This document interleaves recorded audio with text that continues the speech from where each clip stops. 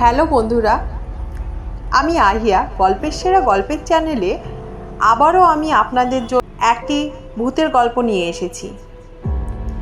গল্পের নাম অশরীরী। গল্পের লেখক বিভূতিভূষণ বন্দ্যোপাধ্যায়। নানান রকম অদ্ভুত গল্প হচ্ছিল সেই দিন আমাদের লিচুতলার আড্ডায়, কিন্তু সেসব নিতান্তই পানসে গোছের ভূতের গল্প। পাড়াগাঁয়ের বাঁশবাগানের আমবাগানের গেঁয়ো, সাদা কাপড় পরে রাত্রে দাঁড়িয়ে থাকে, ওসব অনেক শোনা আছে। ওর বেশি আর কেউ কিছু বলতে পারলে না। এমন সময় শরৎ চক্রবর্তী আড্ডায় ঢুকলেন। তিনি আবগারি বিভাগের বহুদিন কাজ করে অবসর গ্রহণ করেছেন। 60-এর কাছাকাছি বয়স হবে। তান্ত্রিক সাধনা করেন। ঠিকুজি কুষ্টি বিনা পয়সায় করে দেন। কোন রত্নের আংটি ধারণ করলে কার সুবিধা হবে ঠিক করে দেন। পরের বেগার খাটতে ওর জুড়ি বড় একটা দেখা যাবে না এসব কাজে। লোক অতি সজ্জন, সকলে মানে, শ্রদ্ধাও করে। অনেকে ওর সামনে ধূমপান করে না। শরৎবাবু ঢুকে বললেন, এই যে কি হচ্ছে আজ? যে বাদলা নেমেছে। শ্যামাপদ মোক্তার বললেন, আসুন আসুন চক্রবর্তী মশাই, আমাদের ভূতের গল্প হচ্ছে বাদলার দিনে, তবে তেমন জমছে না। আপনার তো। শরৎ চক্রবর্তী মশাই বললেন, আমি একটা গল্প বলতে পারি, তবে সেটা ভূতের গল্প নয়। সেটা কিসের গল্প তা আমি জানি নে, আপনারা শুনে বিচার করুন। শরৎবাবুর মুখে সেই গল্প শুনে আমরা অবাক হয়ে গেলাম। স্বর্গ মর্ত যেন এক সূত্রে গাঁথা হয়ে গেল সেই ঘন বর্ষার বর্ষণমুখর মেঘের আবরণ ভেদ করে। শরৎবাবু বললেন, আমাকে সেবার হঠাৎ জলপাইগুড়ির ওধারে ডুয়ার্স অঞ্চলে বদলি করলে। আমার পরিবারবর্গ তখন ঢাকায়। তাদের ওখানে রেখে জলপাইগুড়ি চলে গেলাম। নতুন জায়গা, সেখানে নিজে না দেখে শুনে কি করে সবাইকে নিয়ে যায়। বিশেষ করে ছেলেমেয়েরা তখন ঢাকা স্কুলে পড়াশোনা করছে। যেখানে গেলাম সেখানটা জলপাইগুড়ি থেকে অনেক দূর। ছোট লাইনে যেতে হয়। পথে চা বাগান পড়ে। বনময় অঞ্চল, কিন্তু দূরে সবুজ বনরেখার পটভূমিকায় হিমালয়ের উত্তুঙ্গ শিকড়মালা চোখে পড়ে। বড় নির্জন স্থান। আমি যে জায়গায় গেলাম তার নাম হলদিয়া। ছোট্ট জায়গা। আমি সেখানে গিয়ে সিনিয়র সাব ইন্সপেক্টরের বাসায় উঠলাম, কারণ আমার বাসা তখনও ঠিক হয়নি। সে ভদ্রলোকের নাম রেবতী মোহন মুখুজ্জে, বাড়ি নদিয়া জেলা। বেশ ফর্সা, লম্বা, দোহারা চেহারা। আমায় খুব যত্ন করলেন। দিন কয়েকের মধ্যেই বাসা ঠিক করে দেবেন ভরসা দিলেন। তৃতীয় দিন সকালে আমায় বললেন, আপনাকে একটা কথা বলি। আমি বললাম, কি? উনি বললেন, আপনার এখন এখানে আসা খুব ভুল হয়েছে। আমি বললাম, কেন বলুন তো? উনি বললেন, আপনি জানেন না কিছু এদেশের ব্যাপার? আমি তখন অবাক হয়ে বললাম, না, কি ব্যাপার? এই বর্ষাকালে এখানে ভয়ানক ব্ল্যাক ওয়াটার জ্বর হচ্ছে চারিধারে। আপনি নতুন লোক, আপনার তো খুবই জ্বর হওয়ার সম্ভাবনা বিদ্যমান। 2-1 জ্বর হলেই ব্ল্যাক ওয়াটার জ্বর দেখা দেবে। তখন জীবন নিয়ে টানাটানি পড়ে যাবে। এই রকম এদেশের কাণ্ড। আমি বললাম, তবে আপনারা আছেন কি করে? তখন উনি বললেন, সে কথা আর বলে লাভ নেই। ইচ্ছে করে নেই, আছি পড়ে পেটের দায়ে। চাকরি ছেড়ে দিলে এই বয়সে যাব কোথায়, আর খাবই কি? আমার 2টি মেয়ে পরপর মারা গিয়েছে ব্ল্যাক ওয়াটার ফিভারে। তবুও বদলি পেলাম না। কি করি বলুন শরৎবাবু? আমি বললাম, তবেই তো। তখন উনি বললেন, একটু সাবধানে থাকলেই হবে। জলটা গরম না করে খাবেন না বাইরে গিয়ে। তখন আমি বললাম, ব্ল্যাক ওয়াটার ফিভার হলেই কি মানুষ মারা যায়? উনি বললেন, ভালো চিকিৎসা না হলে বাঁচার সম্ভাবনা খুব কম, বিশেষ করে এই বর্ষাকালে যারা নতুন আসেন তাদের ধরলে বাঁচানো খুব কঠিন হয়ে পড়ে। আমি এরকম দুটো কেস দেখেছি, দুটোই মারা গেল। আমার তখন শুনে মনে মনে ভয় হলো, কিন্তু সাবধান হয়ে বা কী করব? বিদেশে বেরিয়ে কতদূর সাবধান হওয়াই বা চলে? যা থাকে কপালে ভেবে কাজ আরম্ভ করে দিলাম। 10-12 মাইল দূরে দূরে গাজার দোকান, মদের দোকান তদারক করে বেড়াতে লাগলাম। খুব ভালোই লাগছিল। বর্ষার সবুজ অভিযান শুরু হয়েছে বনে বনে। কত রকমের ফুল ফোটে, কত ধরনের পাখি ডাকে। দূরে হিমালয়ের তুষারবৃত্ত কি একটা শৃঙ্গ একদিন দেখা গেল। মিশ্রির পাহাড়ের মতন ঝকঝক করছে সকালের সূর্যকিরণ। তবে রোদ বড় একটা উঠতে ইদানিং আর বড় দেখা যেত না। ইতিমধ্যে রেবতীবাবুর চেষ্টায় ভালো একটা বাসা পাওয়া গেল। উঁচু কাঠের খুঁটির ওপর কাঠের তক্তা বসিয়ে তার উপর বাংলো ধরনের ঘর করা হয়েছে। কাঠের মেঝে, বেশ শুকনো খটখটে। ঘরটা বেশ বড়, আলো হাওয়া বেশ আসে। মনের ভয় ক্রমে কেটে গেল। তখন মনে ভাবি, রেবতীবাবুর ওটা উচিত হয়নি। এখানকার মাটিতে পা দিতে না দিতে অমন ভয় দেখিয়ে দেওয়া কি ভালো হয়েছে? কেন করলেন ওটা রেবতীবাবু? অন্য কোনো মতলব ছিল নাকি? 7-5 ভাবি। এখানে আমার এক ব্রাহ্মণ আরদালি জুটল, নাম দিগম্বর পাণ্ডে। লোকটা অনেকদিন সেখানে আছে। রান্না করতো খুব ভালো। সে হাট বাজার রান্না বান্না সবই করত, কোনো অসুবিধা হয়নি। মাস 2 পরে সেবার বামনপাড়ার নর্থ পোলে একটা জায়গায় আবগারির তদারকে পেলাম। সেটা একটা চা বাগানের পাশে ছোট্ট বাজার। চা বাগানটার ট্রাকগুলোর পায়ে লেখা আছে বামনপাড়ার নর্থ টি এসেস্ট। পাহাড়ি একটা ছোট নদী পেরিয়ে আমরা গরুর গাড়ি বাজারে গিয়ে থামলো। বেলা তখন 10টা। 2টি মারোয়াড়ি মহাজনের গতি আছে। তারা বন অঞ্চলের উৎপন্ন সওদা করে। দেবেন সামন্ত বলে মেদিনীপুরের একজন ব্যবসায়ীর কাঠের কারবার আছে। গাঁজা ও আফিমের দোকান সেই দেবেন সামন্তের ভাই ও শশী সামন্তের। ওখানে বসে থাকতে থাকতেই আমার শরীর কেমন খারাপ হলো, মাথা ধরলো। দেবেন সামন্তকে বলতে সে কি একটা হোমিওপ্যাথিক ওষুধ দিলে, বললে এতেই সেরে যাবে, কোনো ভয় নেই। আমি বললাম, আপনাদের এখানে ব্ল্যাক ওয়াটার হয়? উনি বললেন, হ্যাঁ খুব। আমি বললাম, মানুষ মরে? উনি বললেন, তা মন্দ মরে না। আমি বললাম, আপনারা ভয় পান না? তখন উনি বললেন, আমরা অনেক দিন আছি, নতুন যারা আসেন তাদের একটু ভয় বেশি। সবাই দেখছি একই কথা বলে। গাজার হিসেব চেক করতে করতে আর যেন বসতে পারলাম না। তাড়াতাড়ি কাজ সেরে নিয়ে গাড়িতে উঠে পড়ি। জল তেষ্টা পাওয়াতে বামুনপাড়ার নর্থ চা বাগানের একটা গুমটি টিনের শেড থেকে জল চেয়ে খায় এক নেপালি দারোয়ানের কাছ থেকে। যখন বাসায় পৌঁছলাম তখন বেলা গিয়েছে।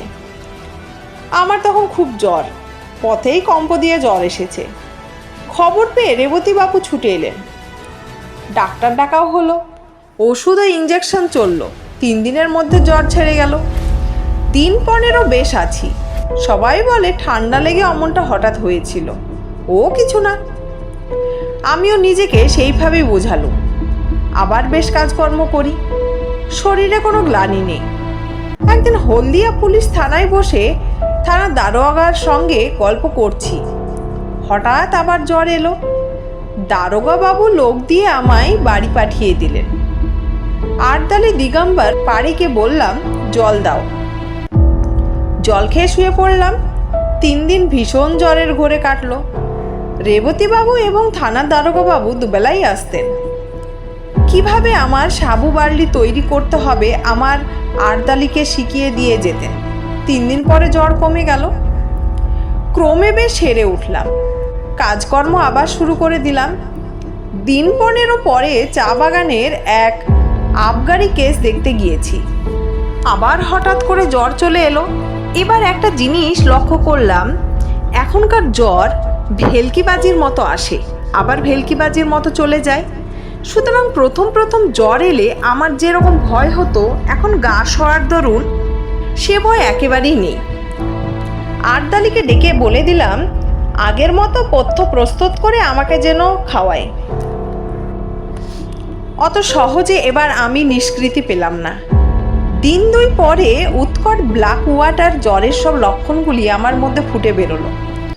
অতিরিক্ত রক্তপাতের দরুন অত্যন্ত দুর্বল হয়ে পড়লাম।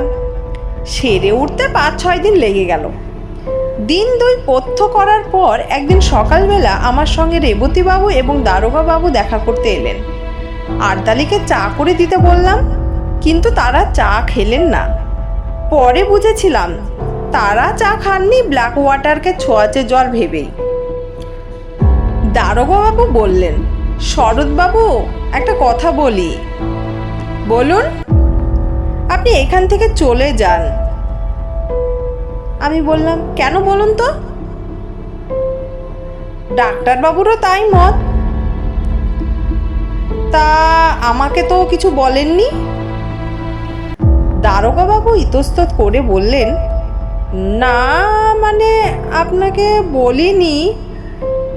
আমাদের বলেছেন আপনাকে বলবার জন্য কি না, তাই বলা উচিত ভাবলাম।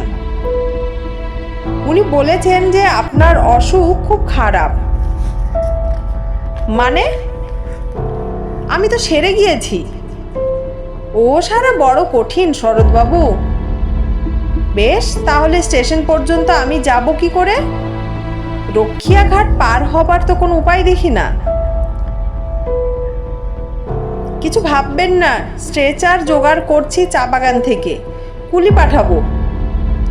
পুলিশের একজন লোক সাথী থাকবে, আপনাকে ট্রেনে উঠিয়ে না দিয়ে তারা ফিরবে না।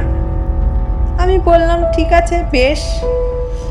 আমি তখন জানতাম না যে আজই আমার জীবনের শেষ দিন হতো যদি, কিন্তু সে কথা ক্রমে বলছি। আমি সম্মতি দিলে দারোগাবাবু চলে গেলেন। তখন বেলা 9টা হবে। গরম জল করে নিয়ে আসতে বললাম আরদালিকে, গা হাত মুছবো বলে। তারপর 1 বাটি বার্লি খেলাম।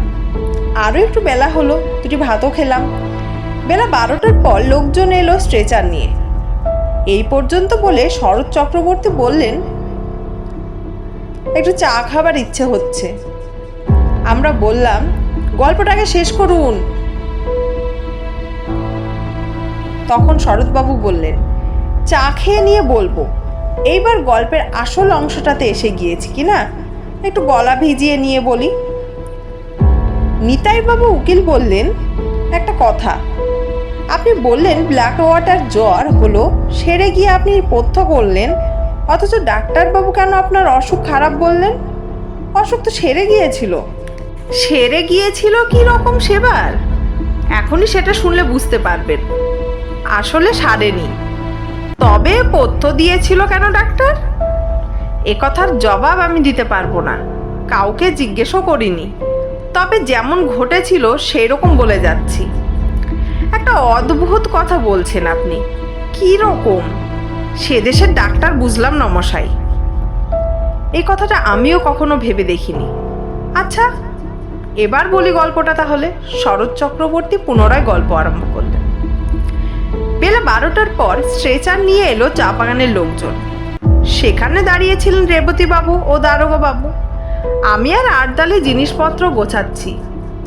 এমন সময় আমার জ্বর এলো, ভীষণ কম্পজ্বর। আর আমি বসতে পারলাম না। ঘরের মধ্যে গিয়ে তাড়াতাড়ি বাঁধা বিছানা আরদালিকে দিয়ে খুলিয়ে পাতিয়ে শুয়ে পড়লাম। এবার আমি আর কিছুই জানিনি। আমার সমস্ত চেতনা লুপ্ত হয়ে গেল এক ঘন অন্ধকারের আবরণের অন্তরালে। যখন আমার জ্ঞান হলো, তখন 2টো জিনিস আমার চোখে পড়লো। প্রথমেই অন্ধকারের মধ্যে একটা কি গাছের ডাল পাশের জানালার বাইরে হাওয়ায় দুলছে। আর দ্বিতীয় জিনিসটি হলো, আমার বাক্স ও পুটুলি আমার পায়ের দিকে দেওয়ালের কাছে রয়েছে এবং আমার ছাতিটা দেওয়ালের কোণে হেলানো রয়েছে। আমি কি রেলওয়ে ট্রেনে উঠেছি? কিন্তু এত অন্ধকার কেন রেলের কামরা? অন্য লোক বা নেই কেন কামরায়? তারপর আস্তে আস্তে আমার মনের আকাশ মেঘমুক্ত হয়ে আসতে লাগলো। আমার মনে পড়ল যে আমি স্ট্রেচারে আদৌ উঠিনি। জ্বর আসতে ঘরে এসে শুয়ে পড়েছিলাম। কিন্তু ঘরে যদি হয়, আরতালি দিগম্বর কই? ঘরে আলো জ্বালেনি। আমি কোথায়? তৃষ্ণা পেয়েছিল, ডাকতে গেলাম ওকে, গলার স্বর আটকে গেল। দুবার ডাকতে গেলাম, দুবারই তাই হলো। আমার মনে হলো বাইরে চাঁদ উঠেছে। জানলা দিয়ে ঘরের মধ্যে চাঁদের সামান্য আলো এসে পড়েছে। কিছুক্ষণ সামনের দিকে চেয়ে রইলাম। ঘরের মধ্যে বা বাইরে কোথাও কোনো শব্দ নেই। হঠাৎ আমার দৃষ্টি নিবদ্ধ হলো বাইরের দিকে। কে ওখানে বাইরে? এই দেখুন, এতদিন পরে মনে পড়েও আমার গা কেমন শিউরে উঠল। দেখলাম কি আপনি জানেন? একটি কালো মতো মেয়ে অত্যন্ত দ্রুত গতিতে আমার ঘরের চারিপাশে ঘুরছে, আর একটা কাঠি দিয়ে মাটিতে কি করছে। দুবার আমার সামনে দরজার ফাঁক দিয়ে সে নিচু হয়ে ঘুরে গেল। তিনবারের বার মেয়েটি হঠাৎ মুখ উঁচু করে আমার দিকে চেয়ে হাত নেড়ে বললে, কোনো ভয় নেই, গণ্ডি দিচ্ছি, আজ রাতে কেউ গণ্ডির মধ্যে আসতে পারবে না, ঘুমো। অতি অল্পক্ষণের জন্য মেয়েটিকে চোখের সামনে দেখলাম। তারপর সে ঘুরে গেল ওদিকে। আমারও আর জ্ঞান রইল না, ঘুমিয়ে পড়লাম। এরপরে কতক্ষণ পরে জেগে উঠেছিলাম তা বলতে পারবো না, কিন্তু তখন চোখ খুলেই দেখলাম সেই কালো মেয়েটি আমার শিয়রের কাছে বসে। তার বয়স 18 বছরের বেশি হবে বলে আমার মনে হলো না। আর একটা জিনিস আমি লক্ষ্য করলাম, মেয়েটি যেন খুব ঘেমেছে। ওর মুখ ঘামে ভিজে গিয়েছে, যেন সারা শরীর দিয়ে যেন দরদর করে ঘাম ঝরছে। আমি ওর দিকে চেয়ে দেখতেই মেয়েটি চমৎকার শান্ত স্নেহময় সুরে বলে উঠল, জাগলি কেন? ঘুমো ঘুমো, কোনো ভয় নেই, ঘুমো। শেষবার যখন ও ঘুমো বলছে, তখন আমি ঘুমিয়ে পড়লাম ওর কথা শুনতে শুনতে। ঘুমিয়ে পড়বার আগে সেই গাছের ডালটার দিকে নজর পড়ল জানলার বাইরে। তার গায়ে জ্যোৎস্না পড়েছে। এইখানেই আমার গল্প শেষ হলো। সকালে আমি যখন জেগে উঠলাম, তখন আমার মনে হলো স্বাভাবিক সুস্থ অবস্থায় ঘুম থেকে আমি জেগে উঠেছি। আমার শরীরে কোনো গ্লানি নেই, কিন্তু শরীর বড় দুর্বল। বিছানা ছেড়ে উঠতে পারলাম না। ক্রমে ক্রমে একটু বেলা হলো। তখন দেখি দিগম্বর পাড়ে আরদালি সন্তর্পণে পা টিপে এসে ঘরের মধ্যে উকি দিচ্ছে। আমি ডাকতেই যেন সে চমকে উঠল, কোনো উত্তর দিল না। আমি বললাম, রেবতীবাবুকে ডেকে নিয়ে এসো তো। থতমত খেয়ে সে যেন চলে গেল। কিছুক্ষণ পরে অনেক লোক এলো আমাকে দেখতে, তার মধ্যে রেবতীবাবুও ছিলেন। রেবতীবাবু বললেন, কেমন আছেন শরৎবাবু? আমি বললাম, ভালো, আমি কিছু খাবো। তখনই রেবতীবাবু বাইরে গিয়ে কাকে কি বললেন। খানিক পরে এক বাটি বার্লি এলো আমার জন্যে। বার্লি খেয়ে শরীরে বল পেলাম। ডাক্তার এসে পরীক্ষা করে বললেন, জ্বর ছেড়ে গিয়েছে। এর দিন দুই পরে আমি সম্পূর্ণ নীরোগ হয়ে উঠলাম, পথ্যও করলাম। তখন ক্রমে ক্রমে শুনলাম সে ভীষণ রাত্রে আমাকে মুমূর্ষ মনে করে সবাই আমাকে ছেড়ে চলে গিয়েছিল একা ফেলে। ডাক্তারবাবু বলেছিলেন রাত কাটবে না। এমনকি নাকি সকালে আমার সৎকারের জন্য কে কে যাবে, কোথায় কাঠ পাওয়া যাবে, এইসব বন্দোবস্ত ঠিক হয়ে গিয়েছিল। সকালেই লোক পাঠিয়ে আমার পরিবারবর্গকে টেলিগ্রামে আমার মৃত্যুর সংবাদ জানানোর জন্য থানা থেকে একজন কনস্টেবল পাঠাবেন। দারোগাবাবু তাও ঠিক করে ফেলেছিলেন। অথচ সেই নির্বান্ধব পরিত্যক্ত অবস্থায় কে আমার মৃত্যুর শয্যার পাশে সারা রাত বসেছিল, কে আমার ঘরের চারিধারে গণ্ডি এঁকে দিয়েছিল আমাকে বিপদের হাত থেকে রক্ষা করতে, সবাই পরিত্যাগ করলেও কে আমাকে সেই অসহায় অবস্থার মধ্যেও পাহারা দিয়েছিল, এই সব প্রশ্নের কোনো জবাবই আমি দিতে পারবো না।